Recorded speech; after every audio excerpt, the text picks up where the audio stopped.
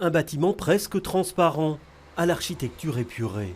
Voilà le futur visage de la gare d'Etterbeek, bien différente de l'infrastructure actuelle qui passe presque inaperçue.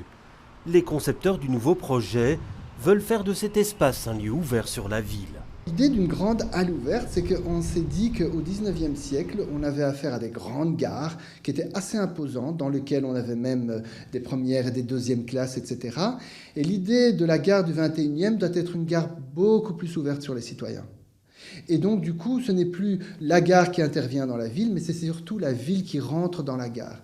Et cette idée de transparence, cette idée d'ouverture depuis la ville sur la gare, c'est l'idée qu'on a déployée à travers justement cette sorte de grande halle métallique qui va justement être l'incubateur de tous ces étudiants, de tous ces passagers qui passent et qui vont vers les différents modes de transport. Les plans prévoient également la restauration de l'auvent intérieur, des escaliers de l'ancienne gare qui date de la fin du 19e. Plus loin sur les quais, la construction d'une passerelle cyclo-piétonne est prévue.